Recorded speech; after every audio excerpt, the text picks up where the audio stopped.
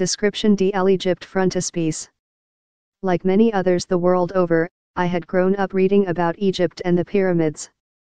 This inspired in me a lifelong passion to see the land of the pharaohs.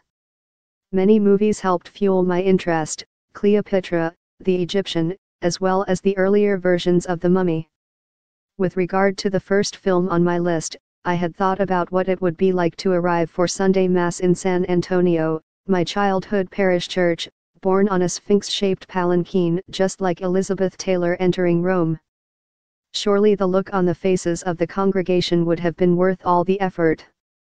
When I brought up the idea of vacationing by the Nile, however, most people were not encouraging. Some even questioned my sanity, pointing to reports of terrorist attacks. The exception was Wendell Rodrigues, a gown designer and a recent dinner guest. He told me that he had just been to Egypt and it was wonderful. He noted that traveling required spirit. You shouldn't step outside your door if you are not ready for anything that can happen.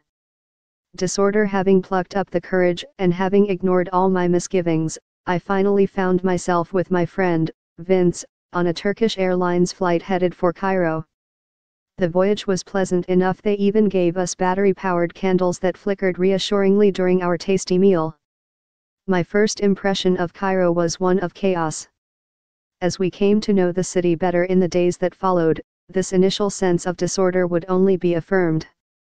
I saw vans that left their doors wide open while careening down the street, the better to pick up passengers wherever they wished. When a metal rail erected to prevent jaywalking proved inconvenient, an obliging careen thoughtfully cut the bars. Everyone and his mother insisted on squeezing through the fence gaps, holding up carts and cars as well as porters bearing large sacks.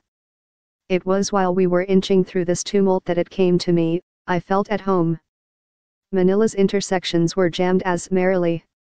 A Cairo street vintage gems. Later, while we negotiated the choked thoroughfares, the Egyptian capital began to reveal a softer side. I saw avenues lined with beautiful Italianate and Art Deco buildings. These vintage gems went practically unheralded in a country that had so much more to offer. I was to learn that aside from districts filled with European-style edifices, Cairo also had neighborhoods resplendent with mosques and churches.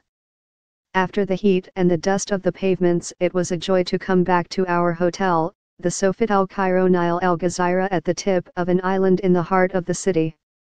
When we first arrived, we had been quite disappointed with our room, which was sorely in need of sprucing up. As it turned out, we were transferred to better quarters, and all was well. Our little aches disappeared whenever we looked out our window.